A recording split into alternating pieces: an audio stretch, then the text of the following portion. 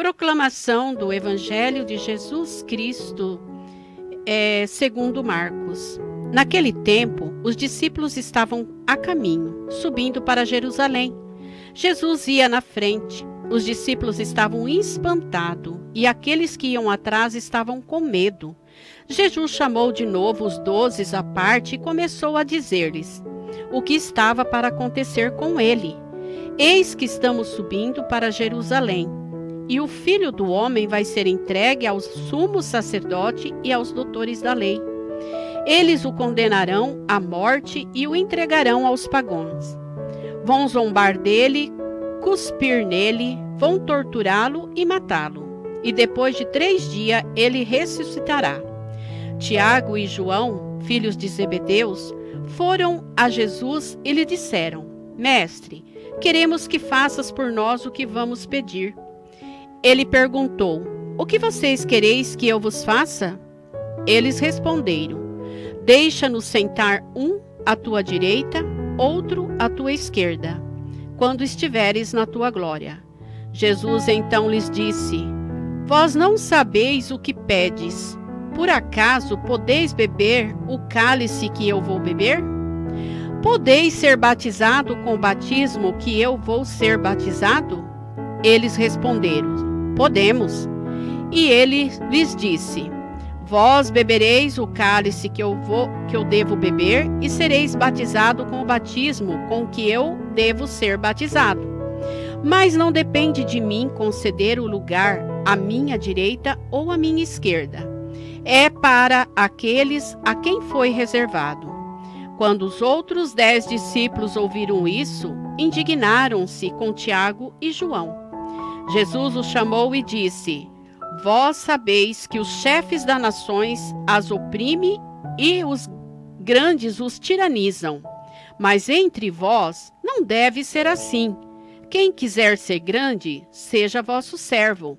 E quem quiser ser o primeiro, seja o escravo de todos. Porque o Filho do Homem não veio para ser servido, mas para servir e dar a sua vida como resgate para muitos. Palavra da salvação. Nós temos aqui esse evangelho de hoje, por assim dizer, um evangelho bem extenso, aonde vai acontecendo toda uma situação entre os discípulos com Jesus, né? Jesus está indo para cumprir ali a sua missão, aonde ele vai ser então morto, vai ser torturado, vai ser zombado. E ele vê que os discípulos estão assim preocupados, estão com medo, estão assustados. Ele pega e chama esses discípulos para comentar tudo o que iria acontecer. E logo em seguida o que acontece então? Já vem, né, que isso é muito do nosso humano mesmo. Já vem então os 2 discípulos, né, para pedir para Jesus que deixasse um sentar à sua direita e a outra à sua esquerda. São os 2 discípulos irmãos, que no qual tem outro evangelho, que a própria mãe vem pedir isso também a Jesus. Então nós vamos vendo aí que as pessoas, que nós humanos, a gente se preocupa muito com aquilo que a gente quer para nós. A gente, na verdade, não vê o geral, o acontecimento em tudo. Jesus está ali por todos, pelos discípulos e por toda a humanidade. Jesus está indo para lá para ser morto. Ele sabe tudo que ele vai passar. Inclusive a agonia de Jesus no Horto das Oliveiras, ele chegou a suar sangue, porque ali ele viu todas as torturas que ele ia passar.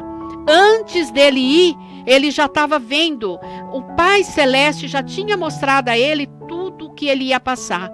Então foi ali que Jesus entrou naquela agonia profunda, naquele desespero tão grande, porque ele sabia que seria muita tortura, muito sofrimento que ele teria que enfrentar.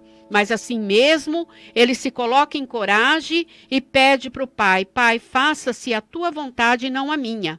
E os discípulos, assim como nós, né, hoje, que somos aí os que seguem, que vai caminhando, fazendo aquilo que Jesus quer que seja feito na missão, temos isso, essa fraqueza. Pensamos muito em nós mesmos, queremos salvar a nós mesmos, queremos o melhor para nós mesmos, queremos viver o bem para nós, enquanto que Jesus não estava ali para isso, estava por todos. A sua morte seria para a salvação da humanidade inteira. Então Jesus faz esse comentário, faz ali, dá uma repreensão, exorta eles, né, dizendo que eles, né, teria que beber o mesmo cálice, teria que passar pela mesma situação, né? E devia ser batizado com o batismo de Jesus. Eles disseram que poderia fazer isso, que eles poderiam. Mas Jesus diz: vocês podem fazer isso, mas não cabe a mim dizer quem vai sentar à minha direita ou à minha esquerda, porque isso com certeza já estava reservado por Deus, o próprio Pai. E Jesus não desobedecia ao Pai. Jesus não fazia nada que não fosse da vontade do Pai. Então ele logo vai dizendo isso aos discípulos: não cabe a mim isso. Isso é o meu Pai que fará, ele que saberá quem vai sentar à minha direita ou à minha esquerda. E aí ele continua dizendo que os chefes das nações, eles fazem isso. Eles oprimem e os grandes tiranizam as pessoas mais fracas. Mas que entre os discípulos não poderia ser assim.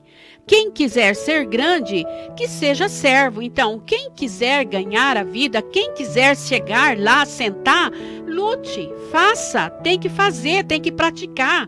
E isso é para nós hoje. Nós queremos ir para a glória eterna, nós queremos ir para a vida eterna, precisamos fazer aquilo que é da vontade de Deus. Fazer o bem, praticar o bem, pensar em todos, fazer as coisas boas e não pensar só em eu entrar no céu. Eu preciso pensar em mim, em todos que estão ao meu redor e rezar pelo mundo. Então Jesus deixa um grande ensinamento. A gente precisa lutar para ser essa pessoa que quer ser grande. Você precisa merecer essa grandeza com Deus. É fazendo as boas obras, é praticando os atos bons para que você chegue lá. E também ser assim, olha, um escravo de todos. Você tem que se pôr a servir.